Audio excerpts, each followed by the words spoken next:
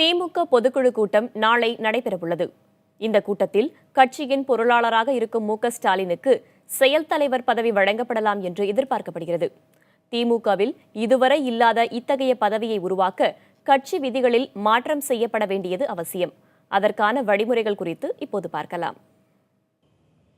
திமுகவை பொறுத்தவரையில் மாநில அளவில் ஒரு புதிய பதவி உருவாக்கப்பட வேண்டுமெனில் அந்த பதவியை முதலில் பொதுக்குழு கூட்டத்தில் அறிமுகப்படுத்த வேண்டும். அதனை பொதுக்குழு உறுப்பினர்கள் விவாதித்து கட்சி விதியில் மாற்றம் கொண்டு வருவது குறித்த தீர்மானம் நிறைவேற்றப்பட வேண்டும். அதன் பின்னர் அந்த பதவிக்குரியவரை தேர்தல் வாயிலாக தேர்ந்தெடுக்க வேண்டும். முதன்மை செயலாளர் என்ற ஒரு பதவியை உருவாக்கினோம்.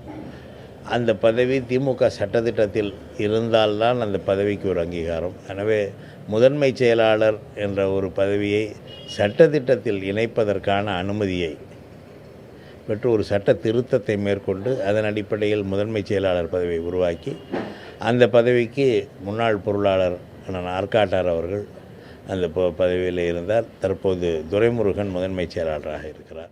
எல்லாவற்றிற்கும் பொதுக்குழுவின் சம்மதத்தை பெற்று பொதுக்குழுவின் அங்கீகாரத்தை பெற்று பொதுக்குழு ஏற்றுக்கொள்ளப்பட்ட பிறகுதான் அந்த பதவிகள் நிரப்பப்பட்டன. திமுகவை பொறுத்தவரையில் அதிக அதிகாரம் கொண்டது பொதுச் செயலாளர் பொறுப்பாகும். ஒருவரை கட்சியிலிருந்து நீக்குவது, ஒழுங்கு நடவடிக்கை எடுப்பது, தேர்தலுக்கான வேட்பாளர் பட்டியலை வெளியிடுவது, பொதுக்குழு மற்றும் செயற்குழு கூட்டத்தை கூட்டுவது உள்ளிட்டவை பொதுச் செயலாளரின் அதிகார வரம்பிற்கு உட்பட்டவை. இருப்பினும் கட்சி விதிகளின்படி இந்த விஷயங்களில் கட்சித் தலைவரின் ஆலோசனையை பெற்றே செயல்பட வேண்டும். புதிய தலைமுறைக்காக ரமேஷ்.